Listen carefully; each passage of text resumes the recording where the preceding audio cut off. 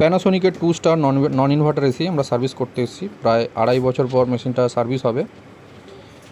খুলেই বোঝা যাচ্ছে যে হ্যাঁ 2.5 বছর ধরে কি জমেছে মেশিনটায় দেখাই যাচ্ছে।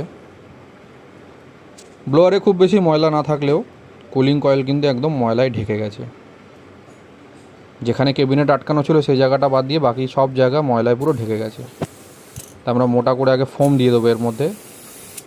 ফোম দিয়ে আমরা কিছুক্ষণ মেশিনটাকে ফেলে রাখবো যাতে ফোমটা ডিজলভ হয়ে যায়। কিছুক্ষণ ফেলে রাখার পর দেখতেই পাচ্ছেন কত ফোম দিয়েছিলাম সব ডিজলভ হয়ে গেছে। এবার শুরু হবে ধোলাই।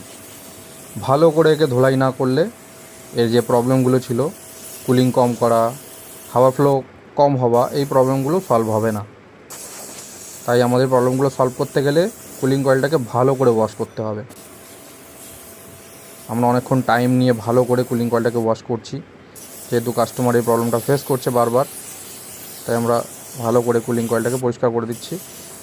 এসি সার্ভিস বছরে অন্তত 2বার করা উচিত, না করলে এই অবস্থাই হবে। এগুলোই আমাদের শরীরের মধ্যে ঢুকে যায়। তাই এসি সার্ভিস মাস্ট করা উচিত বছরে অন্তত 2বার। আমরা সব প্রপারভাবে সার্ভিস করার পর দেখতে পাচ্ছি কী রকম ময়লা বেরিয়েছে। সার্ভিস করার পর দেখতেই পাচ্ছেন আগের কন্ডিশন এখনকার কন্ডিশনের মধ্যে কতটা ডিফারেন্স। কয়েল একদম খুব চমকাচ্ছে, ব্লোয়ারও একদম পুরো নতুনের মতো হয়ে গেছে। আমরা মেশিনটা এখন ফিটিং করে দিয়ে চালাবো।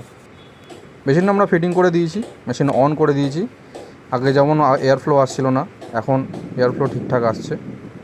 মেশিন খুব ভালো ঠান্ডা করছে।